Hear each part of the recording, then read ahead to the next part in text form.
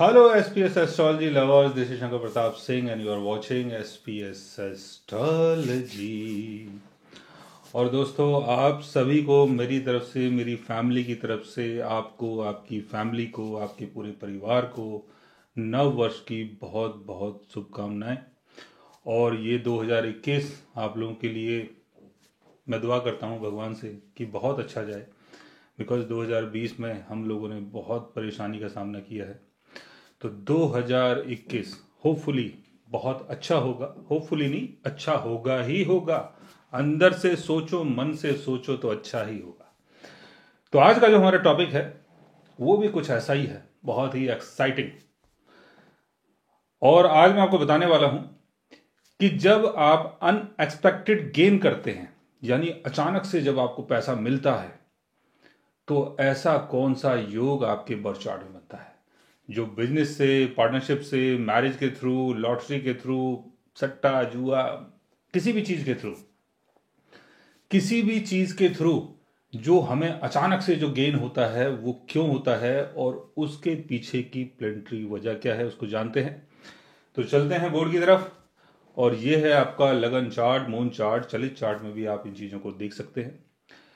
तो मैंने आपको ये बताया कि जो हम अनएक्सपेक्टेड गेन करते हैं, यानी अचानक से जो हमें पैसा मिलता है, जिसके बारे में हमें पहले से नहीं पता होता है, या पहले से कुछ थोड़ी बहुत सोच होती है कि मिलेगा, मिल सकता है, बट जरूर नहीं कि मिले, बट वो मिल जाता है।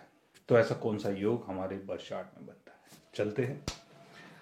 और ये है मेरी नई हुडी, और ये भी नए साल के मतलब उपलक्ष्य में मैंने पहना है। नए साल को बहुत अच्छा बनाने के लिए, नए साल को बहुत अच्छे तरीके से जीने के लिए मैंने आज ये अपनी रेड वाली हुडी पहनी है। तो चलते हैं बोर्ड की तरफ। और ये है आपका लगन चार्ट, मून चार्ट, चलित चार्ट में भी आप देख सकते हैं। जो मैंने बताया कि अचानक से जो धन लाभ होता है, उसके लिए आपको इस हाउस को, इस हाउस को, इस हाउस को, इस हाउस को और इस हाउस को देखना होता है। यानी आपस में, सॉरी ये नहीं, ये मैंने गलत लगा दिया। आज मैं कुछ ज्यादा ही खुश हूं। इस हाउस को, इस हाउस को, इस हाउस को और इस हाउस को, ये देखो अलग ही एंगल बन गया, अलग टाइप का एंगल है, यानी ये एंगल भी कुछ काम करेगा। Second house wealth, saving. Fifth house यानी लक, बिना लक के कुछ हो नहीं सकता। एट्थ हाउस यानी सडन गेन, अचानक से गेन। और 11th हाउस यानी गेन। तो आपस में इनका जितना अच्छा लिंक होगा, इनके लॉर्ड्स आपस में एक दूसरे के हाउस में एक्सचेंज करके अगर बैठते हैं, या एक दूसरे के हाउस में अगर चले जाते हैं और अपनी एग्जिल्टेशन में होते हैं, अपने फ्रेंडली साइन में होते हैं, अपने ऑन साइन में होते हैं, अगर जैसे 8th हाउस का लॉर्ड अपने ऑन साइन में है, या 8th हाउस का लॉर्ड 11th हाउस में गया है, अपने एग्जिल्टेशन में है, या फ्रेंडली साइन में है, या 8th हाउस का लॉर्ड आपका सेकंड हाउस में आ गया है और 11th हाउस का लॉर्ड भी सेकंड हाउस में है, या 5th हाउस का लॉर्ड 11th हाउस में है, 8th हाउस का लॉर्ड भी 11th हाउस में है, या सेकंड हाउस 5th हाउस का लॉर्ड 11th हाउस में है, या second house 5th house 8th house का लॉर्ड 11th हाउस में है, या 11th house second house 5th house के लॉर्ड्स 8th हाउस में चले गए हैं, और 8th हाउस 11th हाउस और सेकंड हाउस के लॉर्ड्स 5th हाउस में आ गए हैं, या आपस में एक्सचेंज करके अगर बैठते हैं, तो आपको अचानक से गेन होता है। और जब भी इनकी दशा चलती है उस टाइम ये आपको गेन होता है। लेकिन इस गेन में कई बार कुछ बाधाएं भी आती है। तो बाधाओं को अगर आपको देखना है, समझना है, तो उसके लिए राहु, शनि और केतु की प्लेसमेंट को समझना होगा। राहु, शनि और केतु और जो प्लेनेटरी गोचर होता है उसके चक्कर में भी कई बार बाधाएं आती है।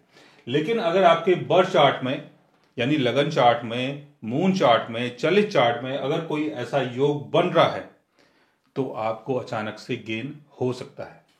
5th हाउस रिप्रेजेंट करता है हमारे लक को। 5th हाउस का लॉर्ड गेन हाउस में आ गया तो आप बहुत ज्यादा लकी हो गए। गेन हाउस का लॉर्ड 5th हाउस में आ गया तब भी आपका जो लक है वो आपका साथ देगा।